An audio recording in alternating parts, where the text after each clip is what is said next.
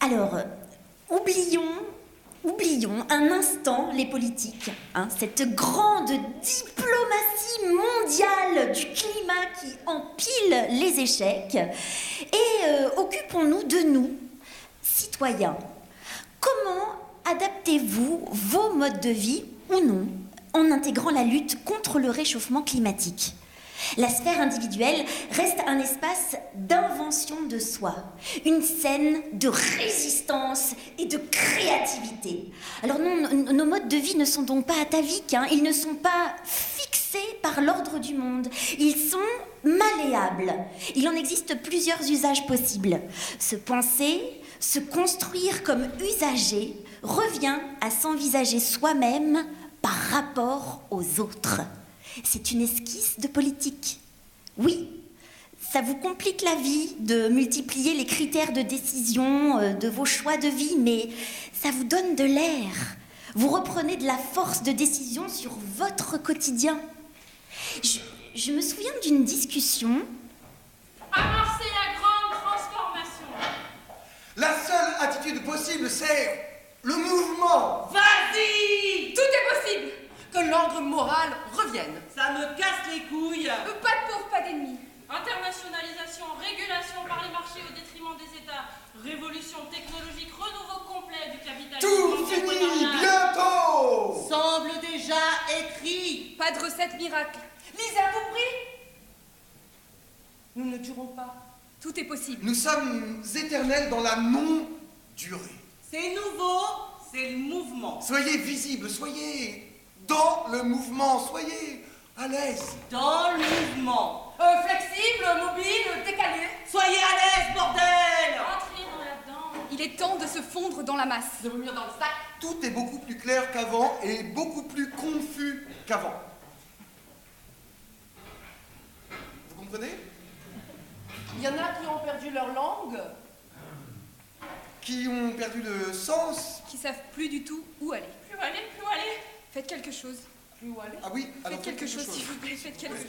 Faites quelque chose. Faites quelque chose. S'il vous Faites plaît, faites quelque chose. Faites quelque chose. Faites quelque chose. Au secours. Faites quelque chose. Quelque chose. Oui. Alors, bon, allez. Il était une fois le climat, à nous deux. C'est une affaire sérieuse, ça. Je dois trouver une idée révolutionnaire qui fasse vraiment changer les choses. Allez. Je sais. Alors déjà, donc vraiment pour devenir écolo, il me faut vivre dans une toute petite maison. Une petite maison sans eau ni électricité et me nourrir d'herbe. Voilà, me nourrir d'herbe. Non, mieux encore, je vais disparaître. Bah oui. Ah bah oui, disparaître, parce que de toute évidence, plus d'humains, plus de problèmes. Je tiens une solution. Et là-bas. Venez. Non, venez dans ma maison. C'est chouette ici, C'est... les humains. Répondez au moins.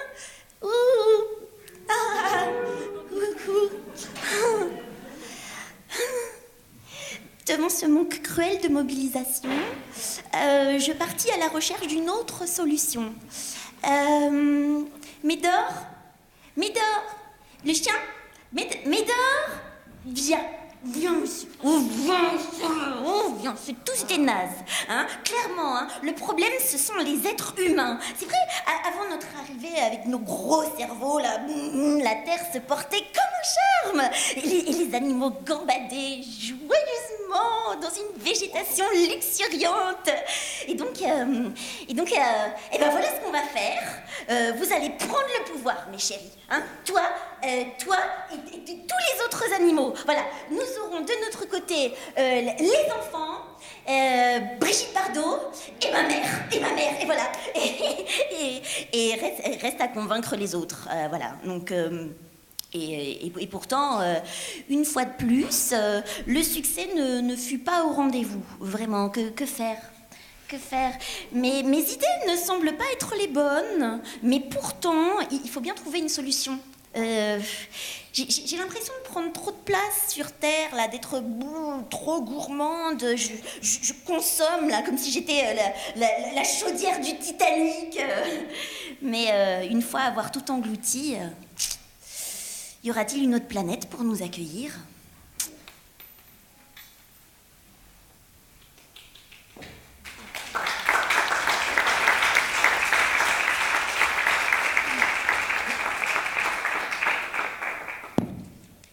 Je crois que t'as pas bien compris. J'essaye juste de rentrer chez moi. Si je pouvais faire ce que je veux, tu partirais pas d'ici vivant. J'ai vu des tas de gens de ton espèce se faire tabasser à mort. Mon espèce. Ouais. Viens t'asseoir ici. Je veux t'expliquer quelque chose. Tu vois, moi, j'ai le désir profond de trouver des solutions. Je veux être utile au monde. J'ai comme l'impression que ça t'intéresse pas particulièrement. Je me sens en colère, mais ça c'est autre chose. Les gens qui se conduisent d'une façon stupide ou violente, par exemple, moi ça me met dans un état. J'arrive pas à comprendre. Ça me fait une impression bizarre à l'intérieur. Si on pouvait tout organiser avec le minimum de surveillance nécessaire, ça pourrait pas se produire. J'aimerais pouvoir faire quelque chose en ce sens, ouais, c'est tout. Les hommes ont un fond de noirceur, ça se voit au fond des yeux. Regarde, tu peux le voir en moi ? Je peux le voir en toi !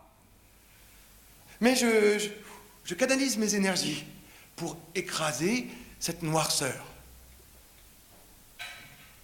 Qu'est-ce que je vois quand je te regarde ? Je ne vois qu'un potentiel de perturbation, de dérèglement. Si tu pouvais me détruire, tu le ferais, non ? D'ailleurs, j'attendrai pas de pitié des gens de ton espèce. Alors que moi, je peux te tolérer tant que je suis bien et que tu te tiens bien. Bon ! Qu'est-ce que tu en dis ? Tu me comprends ? Non, je vous comprends pas et je veux m'en aller. Tu ne veux même pas écouter alors que j'ai pris la peine de tout expliquer calmement ? Je veux me tirer d'ici. C'est pourquoi faire la perruque ? C'est pour me protéger des voleurs. Ça va pas te protéger. Et comment vont tes jambes ? Elles marchent bien ? Elle marche très bien. Tu ferais moins de mal si tu boitais un peu. Vous croyez ? Oh oui, je crois. Face à l'urgence climatique,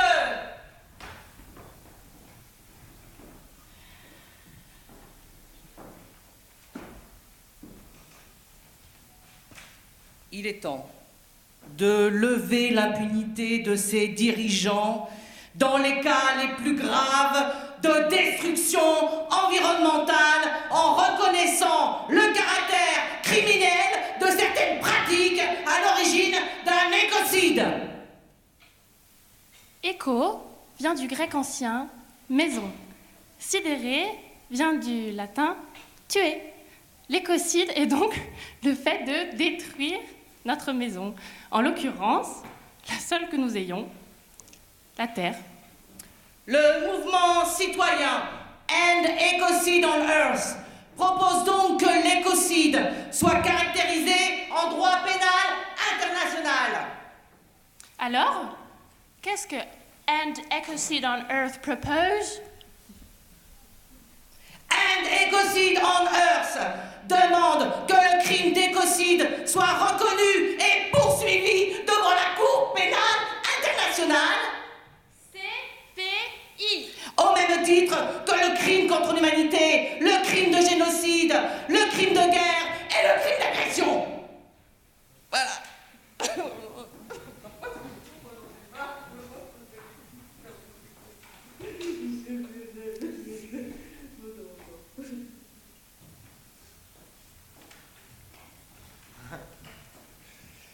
Le crime d'écocide permettrait d'imposer le principe de précaution, posé par l'article 15 de la Déclaration de Rio comme une norme universelle. L'article demande que, En cas de dommages graves ou irréversibles, l'absence de certitude scientifique absolue ne doit pas servir de prétexte pour remettre à plus tard l'adoption de mesures effectives visant à prévenir la dégradation de l'environnement. Ce principe de précaution donnerait au juge d'instruction un outil précieux pour contraindre à stopper des activités industrielles responsables du crime climatique en cours. Moi, une psychothérapie de groupe, je veux plus que ça. La maison brûle et nous regardons ailleurs.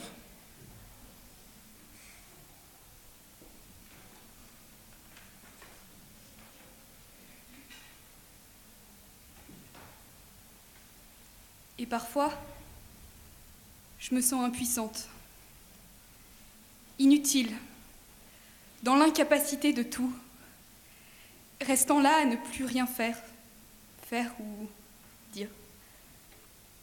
Être aveugle et sourde et imbécile encore, silencieuse de ma propre imbécilité.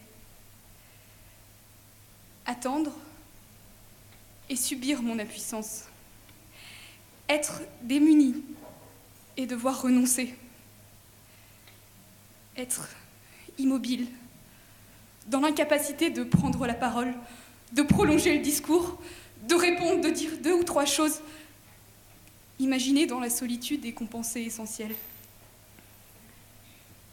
Et parfois, je me sens inutile devant le monde.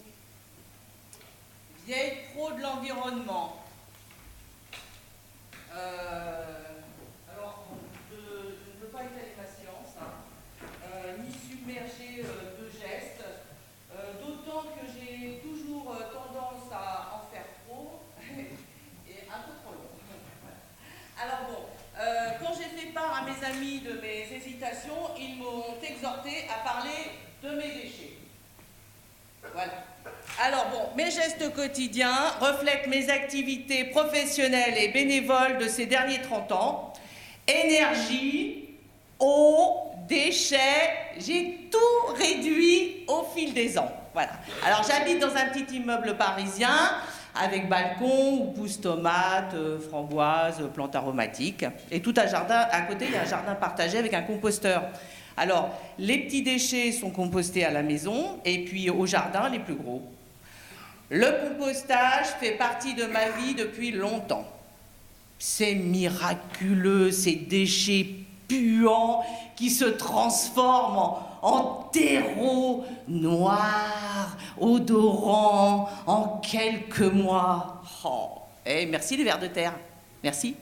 Merci aux copains aussi.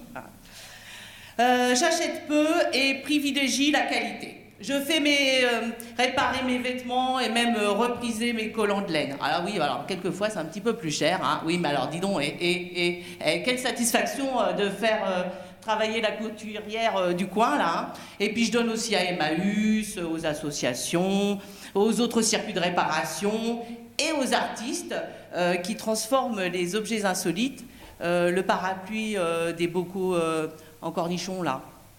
Voilà, les pots de yaourt, voilà. Bon, bah, ce sont des gestes très simples, hein, que mon entourage a pourtant du mal à adopter. Eh oui, c'est fou. Mais bon, en même temps... Acquérir le réflexe d'avoir toujours dans son sac ou dans sa poche 2 ou 3 sachets plastique papier pour les fruits, les légumes, le pain qu'on peut être tenté d'acheter en passant. Pour des achats programmés, panier, sac coton ou le grand sac plastique papier, parmi ceux stockés depuis des années, vont de soi. Et bien sûr, refuser systématiquement les sacs proposés par les commerçants. Voilà, hein, réduire le nombre de sacs, papier ou plastique, hein, est important si on veut demeurer cohérent. Hein. L'argument des consommateurs qui savent pas refuser, oui, mais ça me sert de poubelle. Bon ben voilà, témoigne que petits et gros consommateurs jettent chaque jour une quantité abyssal de sacs à déchets ou neufs. Alors, pour pas utiliser trop de sacs à déchets et conserver une poubelle 3 à 4 mois sans être incommodé par des odeurs ou des insectes, j'utilise des petits pots plastiques, vous savez, avec des couvercles, là, genre crème fraîche. Et dedans, j'y enferme des miettes de fromage, des poissons ou tout autre ingrédient malodorant. Remplir le sac est essentiel pour monitorer en cette période d'apprentissage. 4 mois, c'est long, hein, et parfois j'ai hâte de descendre ma poubelle. Hein. Voilà, alors j'espère que ces exercices quotidiens de poubelle un peu excessifs, j'en conviens, ne sont pas trop indigestes, et je vous remercie de m'avoir écouté jusqu'au bout. Ah oui. Voilà, c'est gentil, je vous remercie beaucoup. Non, c'est sympa. Merci, Cécile. Ah, mais si, c'est gentil, parce que bon, on parle de poubelle, c'est pas toujours... The good news is, les gestes qui pourraient freiner le dérèglement sont souvent les mêmes que ceux qu'il nous faudra appliquer pour y survivre. Bravo. Ah, bravo. Mes efforts constants me semblent vraiment dérisoires. Mais non, grand-mère, rien n'est dérisoire. Chacun fait ce qu'il peut, comme il peut, avec ses moyens. C'est comme ça qu'on avance. Mais il a raison, rien n'est dérisoire, tout s'additionne. C'est bien ce que vous faites. Je vais m'en inspirer maintenant que je dispose d'un petit jardin de curé. Génial! Un jardin de curé? Oui. Enculeuse de mouches comme je suis, bien que je dispose d'un stock de graines Coco Belli et Ferme Sainte-Marthe qui date de plus de 10 ans, mais alors qui donne chaque année, je ne peux m'empêcher de récupérer les graines qui tombent quand je coupe mes tomates de l'année pour faire une salade. Je les mets dans un petit peu d'eau pour enlever la pulpe, et puis je les fais sécher sur des serviettes en papier que je récupère dans les restaurants, ou alors du PQ aussi. Ça me semble tellement miraculeux que la nature nous offre autant de graines par tomate. Et alors, et les melons? Que dire des melons? Ah, mais des melons, mais c'est trop gros pour mon balcon. Mais je ne peux pas m'en résoudre à n'en rien faire de ces graines. Alors ces graines, elles serviront peut-être, je ne sais pas moi, dans 10 ans, peut-être plus, hein. Les gestes qui pourraient freiner les dérèglements climatiques sont souvent les mêmes que ceux qu'il nous faudra appliquer pour y survivre. Apprenons vite à survivre. Apprenons vite à survivre, en effet.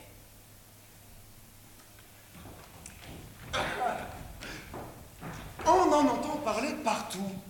Et alors, c'est quoi le dérèglement climatique? La minute de Rémi. Attendez, bougez pas, j'arrive. Alors aujourd'hui, on va parler du dérèglement climatique. Voici la Terre. Tada! Autour, il y a une atmosphère composée de gaz et de poussière. Dont les fameux effets de gaz à effet de serre, GES. L'effet de serre est naturel et indispensable à la vie.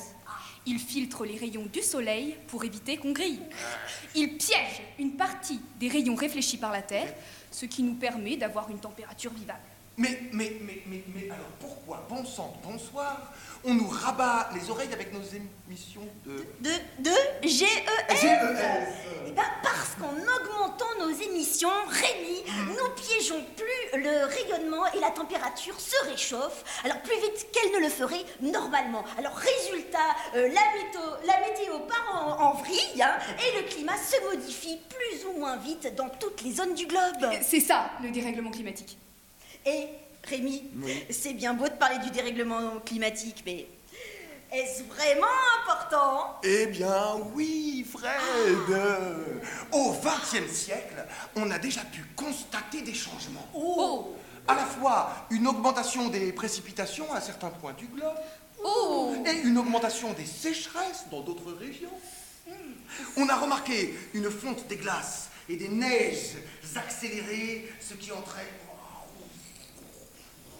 la montée des océans. Et Rémi, c'est chouette. On va pouvoir aller plus facilement à la plage. C'est bon bien Fred. Toi alors?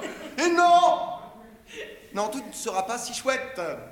Cela implique une amplification des phénomènes météodestructeurs. La baisse de la biodiversité aura des conséquences sur les forêts et les cultures.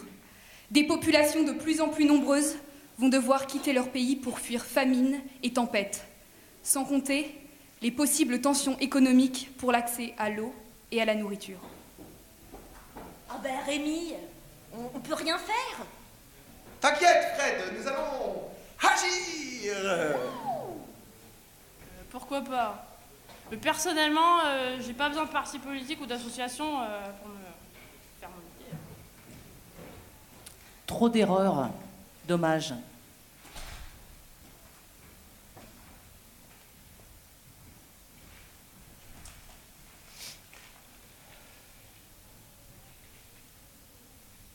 L'idée d'habiter sur Kepler 452b nous a effleuré un moment.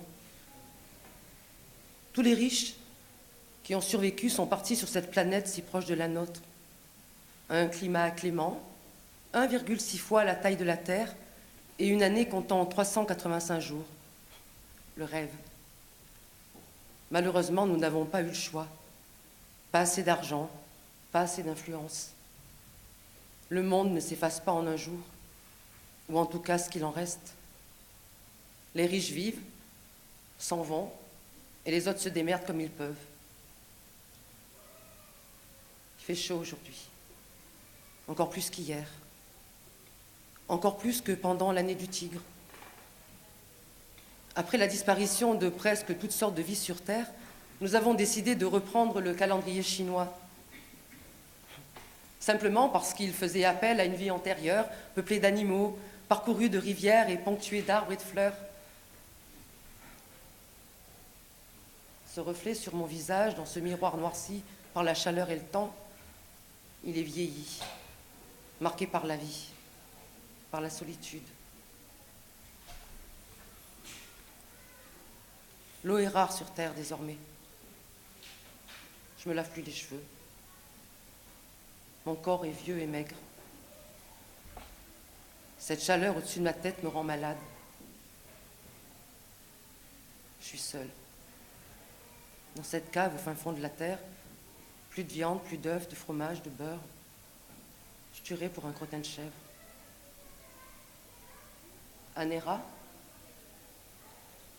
2e année après la terrible vague de chaleur. 100 degrés Celsius pendant 1 an.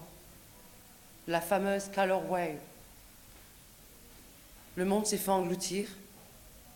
Les scientifiques ont appelé ça la bombe climatique. La planète n'a pas résisté au forage incessant en Arctique. Les explorations avaient commencé en 2015, bien avant Calor Wave. Le permafrost, sol gelé du Grand Nord canadien, de Sibérie, d'Alaska, n'a pas résisté longtemps. À cette époque, je voulais devenir journaliste et travailler sur le réchauffement climatique. Toutes ces multinationales qui payaient la terre pour assommer plein de pognon pendant que des populations entières étaient déplacées à cause de la montée des eaux, des catastrophes naturelles variées, répétitives, et j'en passe. Ce monde-là était sclérosé par l'odeur de l'argent et il n'a pas survécu. La bombe climatique, elle a éclaté un jour de mai, un mardi, je crois. Quand j'étais petite, on partait à la conquête de la mer avec mon frère et mes cousins. On allait chercher les oursins cachés sous la roche en retenant notre souffle le plus longtemps possible pour en attraper des dizaines. On les ramenait fièrement à ma mère et ma tante qui buvaient des bières en rigolant et on les mangeait en fracturant leurs coquilles épineuses. On riait, on se baignait, on mangeait la vie. C'est drôle. Avant Calor Wave, le monde entier parlait du réchauffement climatique. Aujourd'hui, 2 ans après, c'est un tabou. Nous sommes une poignée de survivants, enfin, je crois, je ne sais plus. Il fait froid sous terre. J'ai faim.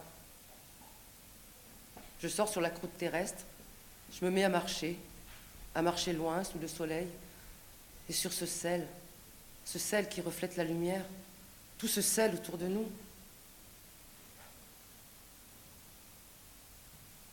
Un jour, je trouverai des gens. Un jour, je trouverai un village. Et la vie pourra recommencer. Belle histoire. Un peu triste peut-être. Heureusement, aucune chance pour que cela nous arrive. Moi, je préférerais un monde En attendant les migrations sans, causées par les catastrophes, sans les humains, qu'avec des animaux. Aucune chance pour que ça nous arrive. Moi, je ne suis pas anthropocentrée, alors. Ça finira mal de toute façon. Nous danserons encore. Nous y voilà. Nous y sommes. Depuis 50 ans que cette tourmente menace dans les hauts fourneaux de l'incurie de l'humanité, nous y sommes. Dans le mur, au bord du gouffre, comme seul l'homme sait le faire avec brio. Nous avons construit la vie meilleure. Nous avons conduit 3 voitures, nous avons mangé des fraises du bout du monde, nous avons voyagé en tous sens, nous avons éclairé les nuits, nous avons chaussé des tennis qui clignotent quand on marche, grossi, mouillé le désert. Alors on peut dire qu'on s'est bien amusé. Ah, on a réussi des trucs, mais carrément épatants, hein, très difficiles, comme faire fondre la banquise, glisser des bestioles génétiquement modifiées sous la terre, déplacer le Gulf Stream, détruire 1/3 des espèces vivantes, faire péter l'atome, enfoncer des déchets radioactifs dans le sol, ni vu ni connu, je t'embrouille. Franchement, on s'est bien marré. Franchement, on a bien profité et on aimerait bien continuer, hein, tant il va le soi qu'il est quand même plus rigolo de sauter dans un avion avec des tennis lumineuses que de biner des pommes de terre, quoi. Certes, c'est... La mère nature, épuisée, souillée, exsangue, il ferme les robinets. De pétrole, de gaz, d'uranium, d'air, d'eau. Son ultimatum est clair et sans pitié. Sauvez-moi ou crevez avec moi. À l'exception des fourmis et des araignées, qui nous survivront, car très résistantes, bien que assez peu portées sur la danse. Enfin, sauvez-moi ou crevez avec moi, évidemment, dit comme ça, on n'a pas tellement de choix, on s'exécute, hein. Peine perdue. Il y a du boulot, beaucoup plus que l'humanité n'en eut jamais. Mais nettoyer le sel, laver l'eau, décrasser la terre, abandonner sa voiture, figer le nucléaire, ramasser des ours blancs, contenir l'avidité, trouver des fraises. S'efforcer, réfléchir même, et sans vouloir offenser avec un terme tombé en désuétude, être solidaire. À ce prix, nous danserons. Autrement, sans doute, mais nous danserons encore.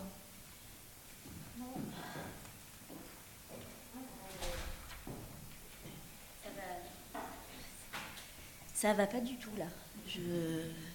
Non, là, faut que j'arrête parce que ça va pas du tout. Et il y a aucune raison que ça aille, d'ailleurs. Il y a aucune raison. Aucune raison, c'est... Il y a aucune raison et c'est complètement stupide. Et comment est-ce possible? Enfin, c'est pas possible d'être comme ça. Moi, je suis pas comme ça. Personne n'est comme ça. Personne n'est comme ça. Et d'ailleurs, moi, je suis pas comme ça. Et moi, tout est si calme. Tout n'est que moi. Et sans les autres, je suis plus rien. On dirait que je pense, mais je ne pense pas. Hein. Tu parles si je pense. Ceux qui pensent ne pensent pas. Enfin, qu'est-ce que je suis intelligente. Hein. Je suis vraiment intelligente. Je suis forte et pas seule. Je suis forte et grande et belle. Et je me débrouille très bien toute seule. Mais je suis pas seule. En fait, j'ai jamais été seule, quoi. J'ai toujours été seule, mais j'ai jamais été pas seule. Mais il faut que je fasse quelque chose. Je peux pas tourner en rond comme ça. Il faut que je fasse quelque chose. Tout est beau et fort. Et tout est quand même si beau et si fort.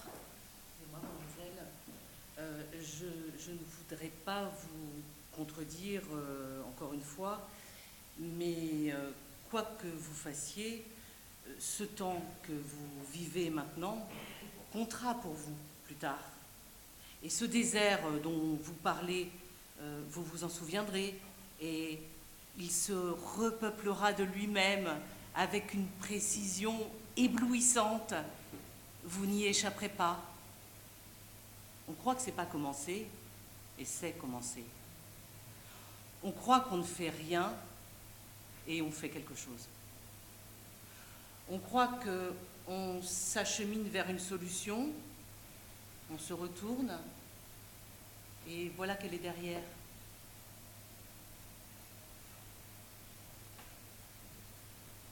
Il n'y a aucune raison de paniquer. Restons sereins.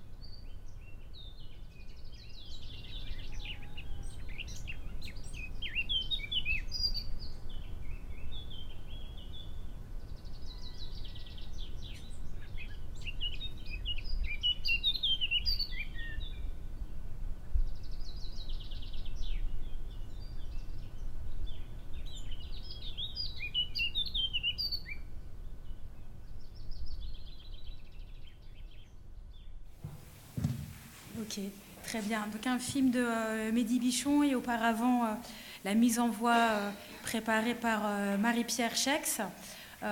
C'est ainsi que nous avions envie, moi je suis Jade Garde, journaliste à Mediapart, et quand l'équipe du festival m'a contactée et nous a contactés pour essayer de réfléchir ensemble à une manière de parler différemment de climat et de dérèglement climatique, c'est vrai qu'il nous a semblé très important à la fois de casser ce dispositif habituel d'experts, de physiciens, d'économistes, voire parfois d'historiens, de sociologues, qui viennent expliquer ce qui se passe de manière comme ça unilatérale.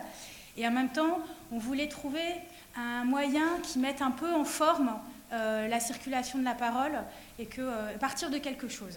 Et c'est ainsi que nous avions eu l'idée de cet appel à contribution, un appel à contribution qui a été publié donc sur Mediapart, de demander à chacun et à chacune, vous et le climat, qu'est-ce qui se passe? Est-ce qu'il se passe quelque chose? Est-ce que ça vous fait ressentir des choses?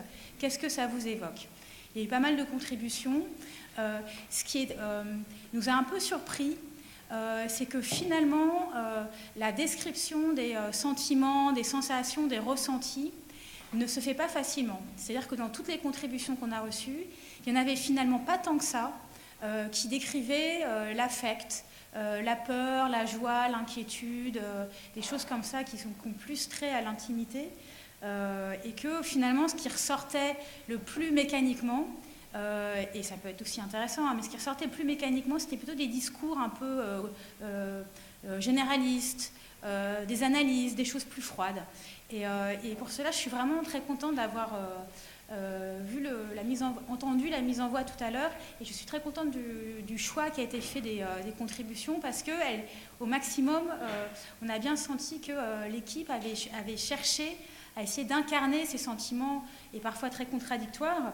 Juste quelques notes prises dans l'écoute, on a entendu la colère, on a entendu la confusion, on a entendu le sentiment d'impuissance, la peur, l'angoisse, on a entendu aussi l'insouciance, avec ce moment très drôle sur la description comme ça un peu faux-folle d'une humanité qui s'éclate en faisant péter les atomes et avec ses chaussures qui clignotent.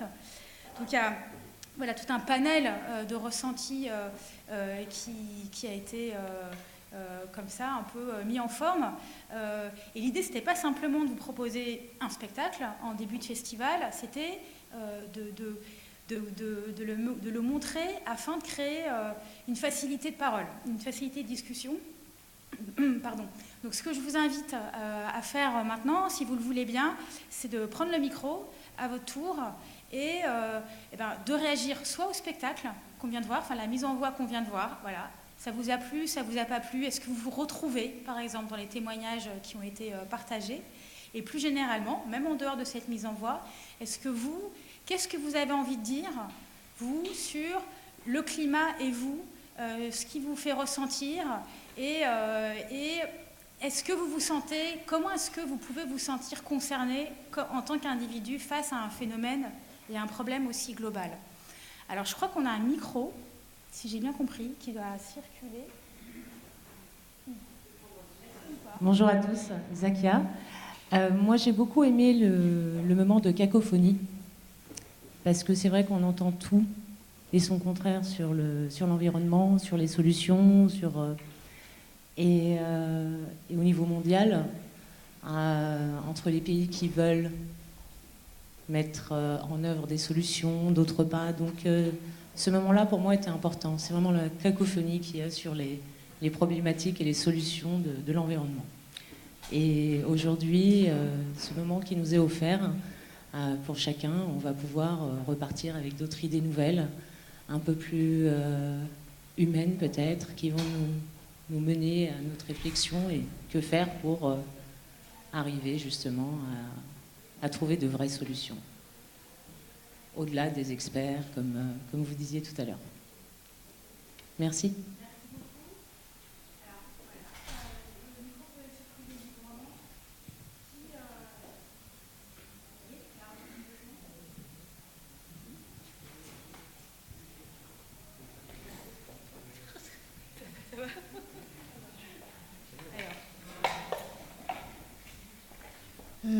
Je voulais parler au niveau de l'alerte, parce que cet été, à l'océan Atlantique, au bord de l'océan Atlantique en France, il y avait d'énormes méduses sur le sable, dans l'eau aussi. Et sur la plage, les pins tombaient, parce qu'il y a des insectes sous l'écorce des pins. Et la plage qui était très belle, avec la rangée de pins, eh bien, il n'y en aura plus bientôt. C'était la Gironde. Je me suis fait piquer par une guêpe. Bon, mais il y a quelqu'un qui s'est fait piquer par une guêpe qui vient de je ne sais pas où, mais elle a dû être hospitalisée. Parce que c'est les nouvelles guêpes. Voilà. Donc moi, l'alerte est là.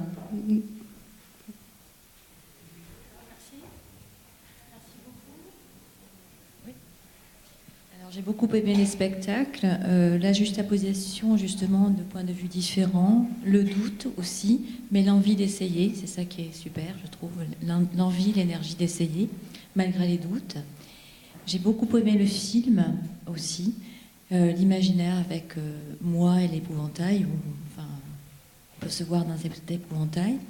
On veut abandonner cet épouvantail fermé, qui bouge pas, qui vit pas et qui fait peur, mais en même temps, j'ai beaucoup aimé le fait de le jeter, mais il fallait aussi, enfin à mon avis, il faut aussi l'intégrer, parce que c'est nous aussi.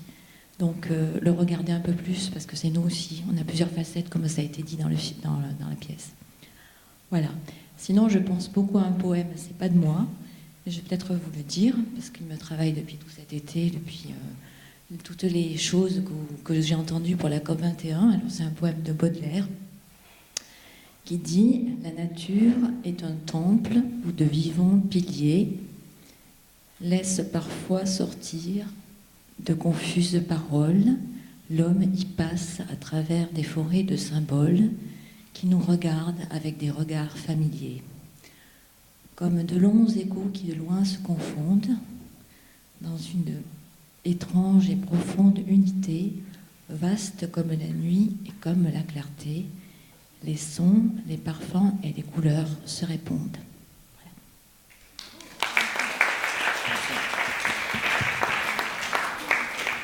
Merci. Alors, qui souhaite continuer cette discussion? Je crois que l'idée, enfin la proposition qu'on avait envie de vous faire, c'était, voilà, est-ce que vous arrivez, c'est bon de vous poser la question suivante. Est-ce que, quand vous entendez parler de dérèglement climatique, est-ce que vous arrivez ou pas à faire le lien avec vous, avec votre manière de vivre, avec les décisions que vous prenez, avec ce que vous avez comme travail, ce que vous faites comme travail quand vous en avez un, ce que vous faites comme étude, comment vous occupez votre temps? C'est un peu ça qu'on avait envie d'interroger. C'est-à-dire, est-ce qu'on arrive ou pas à faire le lien entre un phénomène aussi massif, global, qui se déroule sur des centaines, voire des milliers d'années, et la petite, minuscule échelle individuelle? Ouais. Merci. Moi, ce que je voulais dire, c'est... je suis marseillaise. Je suis venue exprès pour le festival. Et vous demandiez si on pouvait observer les changements, le phénomène dans notre quotidien. Et à Marseille, au bord de la mer, en fait, on voit vraiment le changement. Il y a des phénomènes par moment. Donc, notamment pendant les périodes de canicule cet été, la mer tourne.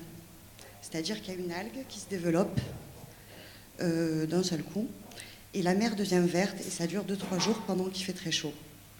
Après, aussitôt que les températures rebaissent, on retombe, la mer redevient claire. Et il y a un autre phénomène, en fait, moi je trouve qu'on observe plus la pollution, en fait. On voit plus la détérioration de l'environnement que vraiment le réchauffement climatique. On voit tout ce qui part à la mer tous les jours.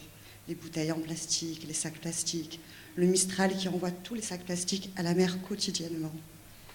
Et donc c'est pas étonnant qu'il y ait 7 continents plastiques. Et ça, c'est vraiment la consommation. Notre consommation à chacun, tous les jours. La consommation en général.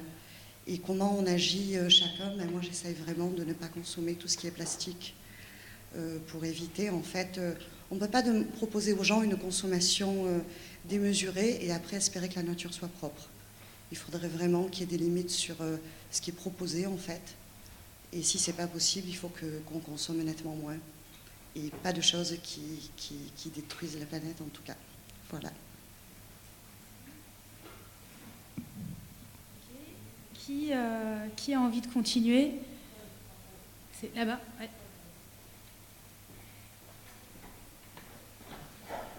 Bonjour, je viens du Marais Poitevin, donc c'est une région qui a été gagnée sur la mer.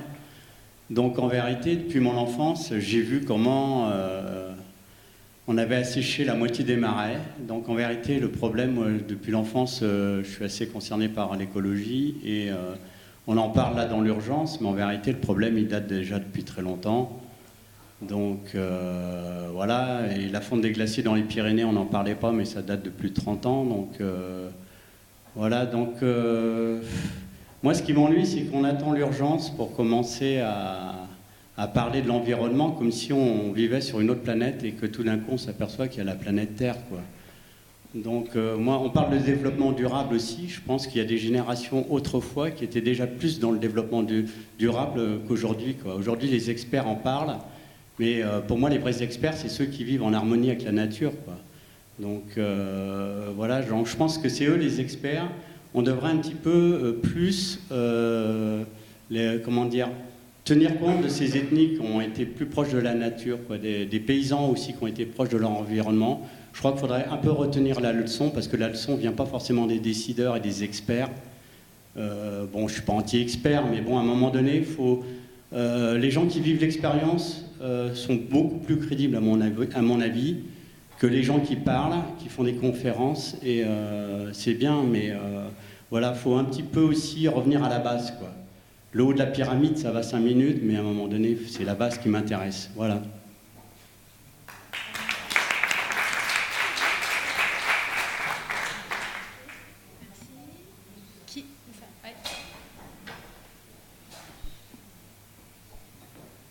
Oui, moi je voudrais un peu réagir sur la question individu et problème qui a été posée. Je pense qu'il faut qu'on ait le courage de dire que c'est pas simple. Vraiment, la première des choses, c'est qu'il faut arrêter de nous saouler avec des idées, ça va être simple. Il y a des gens qui cherchent des solutions. Il y en a qui disent, oh, bah, c'est simple, on va repeupler la Norvège, le réchauffement, on va mettre des Africains. Il y a des gens qui réfléchissent là-dessus. On va repeupler, on va bouger, c'est tout. D'autres qui disent, oh, bah, c'est très simple, on va modifier des gènes, on va apprendre à résister au climat. Hein. Il y a plein de gens qui cherchent des solutions dont on n'a même pas l'ombre, effectivement, du dire. Nous, qu'est-ce qu'on peut faire? Moi, je dirais, la chose essentielle, c'est de s'aider les uns les autres à faire mieux. Parce qu'on n'est pas toujours des cadors, on n'est pas toujours bon. Donc si on était un petit peu bienveillant à dire, bon bah là tu n'es peut-être pas très écolo, là tu parles de trop, il y en a une, on voit l'interrompre, là tu parles pas assez, là tu n'interviens pas, là tu gueules de trop, là ceci, etc. Bon, moi, je suis pour qu'on ait des moments de silence, des moments où on discute, pas en grand groupe comme ça, mais en petit groupe, pour trouver des solutions. Je ne pense pas que les solutions se trouvent en grand groupe. Enfin, je ne crois pas, en tout cas. Enfin, en tout cas, pas que, en tout cas. Pas non plus exclure. Donc, je veux dire, voilà, il y a urgence, et il y a urgence de respirer, de réfléchir ensemble, et de penser qu'il y a vraiment des possibilités de solutions dans l'entraide. Vraiment, dans l'entraide. Parce que, juste, je termine là-dessus, je suis en train de lire un livre qui s'appelle « Brève histoire de l'humanité ». Je vous recommande vraiment. Un best-seller à l'actuel, qui est sorti en France. Et il raconte que ça fait... C'est pas la première fois que l'homme se fait des conneries. Hein. Ça existe depuis quand même des milliers d'années. Alors, tout ne se réduit pas à notre échelle, comment dirais-je, du capitaliste de quelques siècles. Il y a des choses qui sont plus profondes. Je pense qu'il faut qu'on les regarde. La violence, la difficulté à sortir de ce qu'on appelle l'externalisation. C'est-à-dire, quand on a créé l'agriculture, on a créé des germes pour tout téléporter. Alors, les robots, on est à l'époque des robots. Aujourd'hui, l'écologie, il faut réinternaliser. Se réapproprier la terre, ça ne va pas être simple, ça ne va pas se faire simplement à coup de slogans. Voilà ce que je crois. Voilà.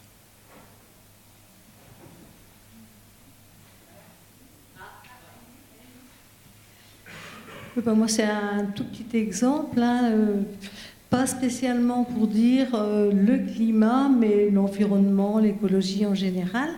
Parce que le climat en tant que tel, moi je dirais pas que j'y pense dans mes choix, mais je réfléchis à mes choix sur un plan global.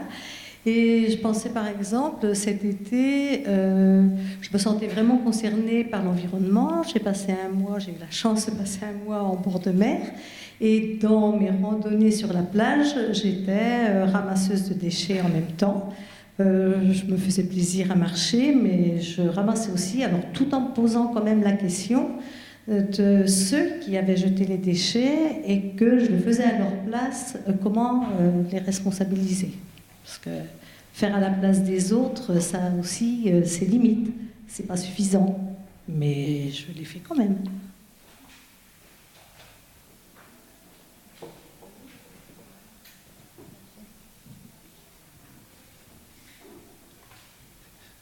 Oui, je ne sais pas s'il faut répondre à la question du problème du dérèglement climatique, parce que pour moi, c'est mettre le doigt sur un petit détail.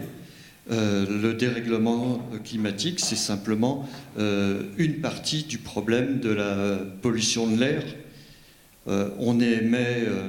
La civilisation occidentale émet plein de substances. Ces substances ont différents inconvénients. Et l'un des inconvénients, mais parmi plein d'autres, c'est de créer un effet de serre et donc un problème essentiellement d'augmentation de la température moyenne du globe. Mais ça ne fait partie que du problème de la pollution atmosphérique. Et la pollution atmosphérique, c'est l'une des nombreuses pollutions. Il y a plein d'autres pollutions, pollution des sols, pollution de l'alimentation, les perturbateurs endocriniens, l'extension de l'artificialisation qui fait qu'il y a le problème de plein d'espèces vivantes qui n'ont plus la place pour vivre. Donc la 6e extinction massive des espèces. Donc je trouve que mettre le doigt au prétexte que bientôt il y a la COP21 uniquement sur les réchauffements climatiques, c'est une erreur parce que c'est beaucoup plus profond. Le problème, il existe déjà quand Descartes lançait son histoire qu'il fallait être comme maître et possesseur de la nature. Et Descartes, il ne faisait que suivre la vieille injonction biblique dans la Genèse, que l'être humain, c'est le centre de la création et que tout le reste, c'est au service de l'être humain. Donc, pour moi, il faut mettre le doigt sur la civilisation occidentale elle-même. Et j'ai entendu tout à l'heure quelqu'un qui faisait allusion aux peuples autochtones, aux sociétés paysannes. Et aujourd'hui, pour moi, c'est un jour particulier, c'est un jour de deuil, parce qu'aujourd'hui, hélas, s'ouvre au Trocadéro le musée de la destruction des peuples autochtones, qui s'appelait autrefois le musée de l'homme. Et je me suis aperçu, en lisant pas mal d'articles sur ce musée et en allant y faire un petit tour, c'est un musée où on efface les peuples autochtones. Et ce soi-disant musée, en fait, c'est le palais en l'honneur de l'évolution. On y parle de l'odyssée de l'homme, de l'odyssée de l'évolution, de la mondialisation qui est partout. Et c'est l'apologie de la modernité, ce musée de l'homme. C'est une honte par rapport à ce que c'était avant. Moi, j'ai déjà vécu la destruction du musée de l'homme sous forme de déménagement au Quai Branly. Au Quai Branly, il n'y a plus rien par rapport au peuple autochtone, c'est uniquement le Louvre des beaux objets, les objets sortis de leur contexte. Et maintenant, le musée de l'homme, on n'y apprend absolument rien sur les peuples autochtones. C'est un espèce de fourbi où tout est en l'honneur de l'évolution. Et donc, c'est encore quelque chose d'horrible, parce que c'est l'apologie de l'évolution, le progrès, le développement, ce mot stupide, développement durable. Je ne vois pas pourquoi il faut développer le rable. Moi, je ne suis pas dans le syndicat national de la boucherie. Il faut arrêter avec le développement. Si on trouve encore des astuces et des adjectifs pour faire passer le développement, on n'en sortira pas. Moi, je suis pour l'enveloppement. Il faut arrêter avec toutes ces histoires. Et alors, quand on dit mais que faut-il faire, ben, moi, j'admire la génération de l'époque 68 qui s'est dit faut arrêter avec la société de consommation. Consommer, c'est être sommé d'être con. Et je trouve que le truc le plus formidable qui s'est passé les 50 dernières années, ben, finalement, c'était toute cette jeunesse dans les années 60, 70 qui s'est barrée en dehors des villes pour aller, là je fais une caricature, traire des chèvres dans les Cévennes. Et moi je trouve que ça c'était l'an 01, on arrête tout, on réfléchit, et c'est pas triste, et on se barre de cette société de merde, on se barre de la civilisation, parce que la civilisation elle-même c'est le problème, et je trouve que finalement il n'y a rien eu de mieux que la génération hippie. On en rigole aujourd'hui, mais la génération hippie, c'est la seule qui a pris la mesure de l'horreur de cette civilisation du toujours plus. Il faut arrêter avec ça, il faut vivre simplement, il faut vivre tranquillement, il faut vivre en petits groupes, il faut vivre en tribu, et il faut se réinspirer des peuples autochtones pour vivre en tribu. Moi je dis vive la sauvagerie, abat la civilisation, et on n'en sortira pas si on n'a pas cette dimension-là.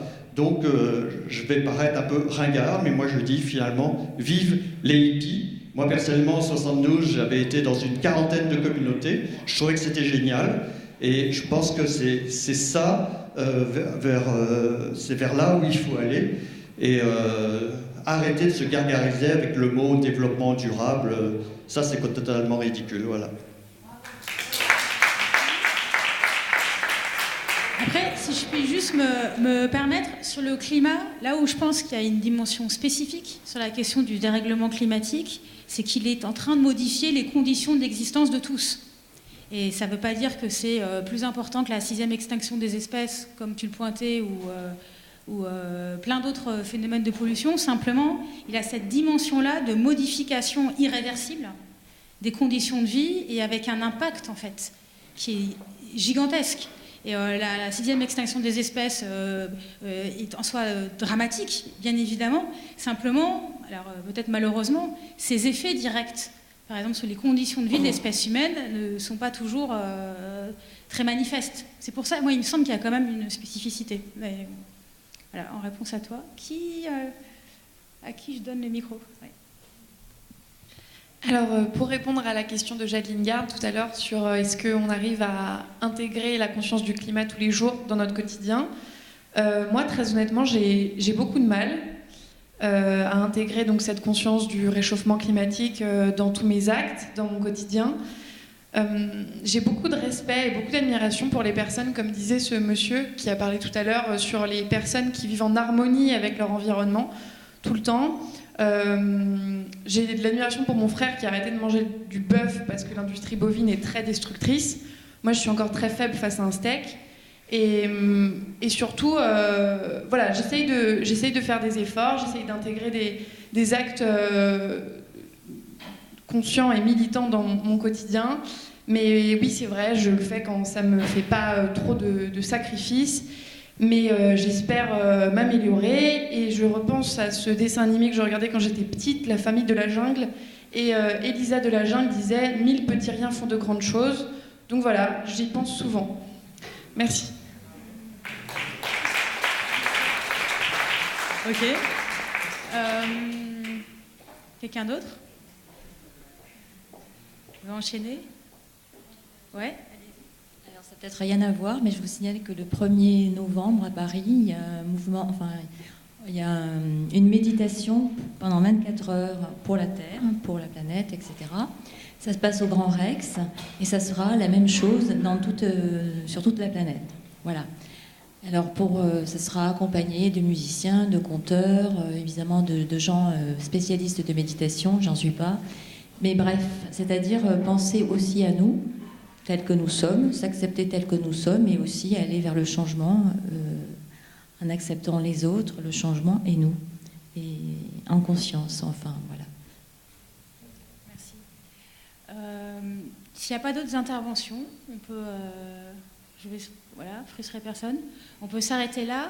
Et merci à tous d'être venus pour ce début du festival, et pour vous dire que la prochaine conférence a lieu à 17h. ici et sera un échange avec un journaliste du quotidien britannique Le Guardian. Guardian qui a lancé en début d'année une grande opération à la fois de journalisme et d'enquête sur le climat, mais aussi de prise de position et d'interpellation pour participer à la campagne de désinvestissement des énergies fossiles. Donc c'est une position très particulière pour un journal et un journal de ce type, qui n'était pas du tout un journal écolo, qui n'est toujours pas un journal écolo en tant que tel. Mais donc ils vont s'en expliquer pendant une demi-heure à peu près, et ce sera suivi d'un autre débat avec différents journalistes français cette fois-ci sur journalisme et climat. Voilà, merci, à tout à l'heure.